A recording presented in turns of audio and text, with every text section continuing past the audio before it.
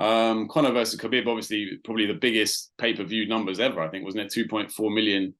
There's no chance you don't think Sugar can never get up to those numbers. No, I don't. I No. don't think anyone's going to. I think Conor, that was it. Conor's never coming back, in my opinion, but Yeah, he's still done what he's done. So we can't disregard what the guy done. You yeah, have to give respect. made history in his era, but now clearly he's struggling a bit with. I'm not sure exactly what's going on with him, but He's just listen. I'll tell you what, Colin. I said Colin there, me coach Colin. Connor's struggling letting go. yeah, That's what he's struggling with. He doesn't want to let it go, but it's time to let it go now. He's older. He doesn't train like he used to. He's got the money. He's got his beautiful kids. The only problem with Connor right now is he just doesn't want to let it go. And there's going to come a day where he's going to go, do you know what? I'm fighting with myself here. I need to let it go. yeah. I think the lifestyle change is hard to adjust to, isn't it? When you're not training 100% every day and all that. Yeah.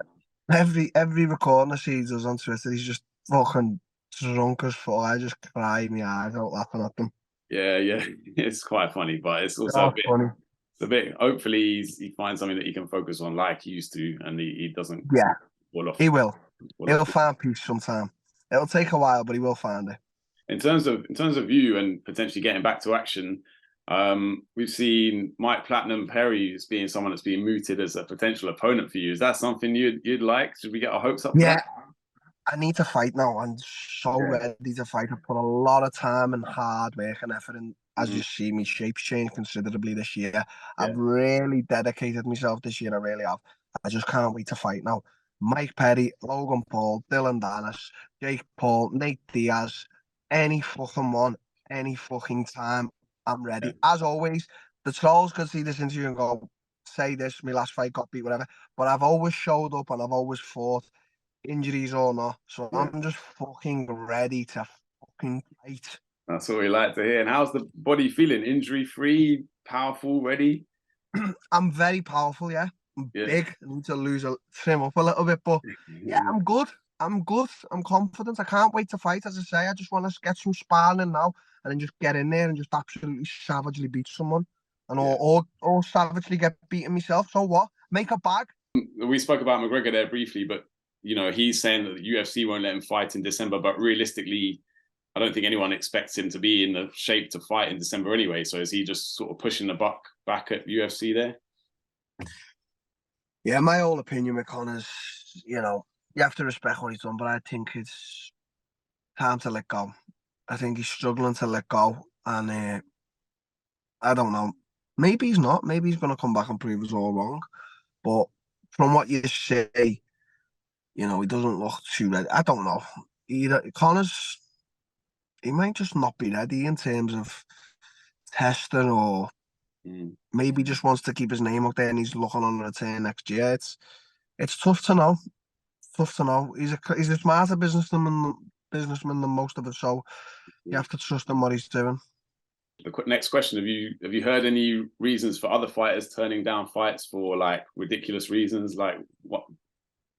The money's there. Take the money, right? I don't know. I don't know why fighters turn down fights. I don't understand. That's why Dana loved Conor so much. That's why Dana loved me so much. I never ever once turned down a fight. And when I moved up to the middleweight division, Dana said to me, "Do you want to fight your first fight?" Kelvin Gastelum had just come off his fight with Israel Adesanya after closely nearly beating him. I said, "I want Kelvin." And he's like, "You sure you want him so soon?" I was like, "Dana, give me Kelvin Gastelum, co-main event, Madison Square Garden." So Dana White privilege I got, but like I don't know why Wonderboy turning down fights. Like I don't know. You were in that position as well. You were charismatic, bringing the views. And do you feel like you didn't get enough of the Dana White privileges you perhaps deserved I when you got were too in? much. They just got me in with the tough guys every time. I should have got a bit more no privilege. Okay, yeah.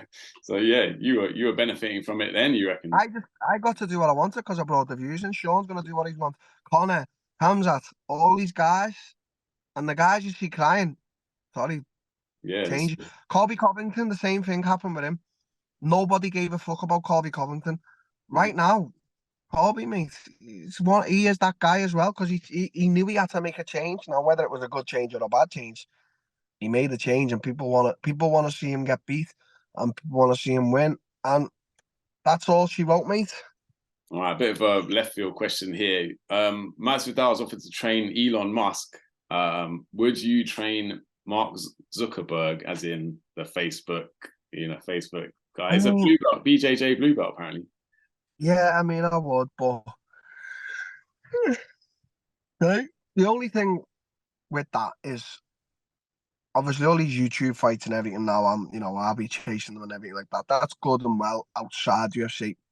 Mm. I mean, it's all gimmicky in it, but you know what? If you got the offer, you'd be stupid to turn it down, wouldn't it? You'd be on a fucking manager's fee or a trainer's fee. So, Yeah. I don't know. It's just all a little bit mad. Two of the most richest people in the world fighting each other. But you know what? If that's what's going to float the boat and we get it done in the Colosseum in Italy, well, why not? I saw you retweeted Ryan Garcia's tweet about KSI comparing a kid to Tommy Fury. What do you think about KSI? Like, it's a bit of a low blow, isn't it? That kind of Yeah, stuff. I don't like some of the stuff KS said. I mean, I'm not the most clean cut guy. I know I'm very controversial, but that was a guy obviously with a, I don't know how you say, like special needs or like some kind of deformity. And it was like, Yeah, it wasn't a good joke. Well, I mean, it's not that it didn't offend me. Not much. It takes a lot to offend me. It just wasn't a good joke. It yeah. wasn't Bad taste. wasn't funny. It wasn't funny. Like the Dylan Dana thing, what he's doing with Logan's just, that's just comical. That's just it's comical. But that just wasn't a funny joke. There was nothing funny to that. But you look at the guy KSI, he's just not a funny guy. He's just even the way he laughs is just everything about him. It's just, I'm not hating on the guy. It's just not a funny guy.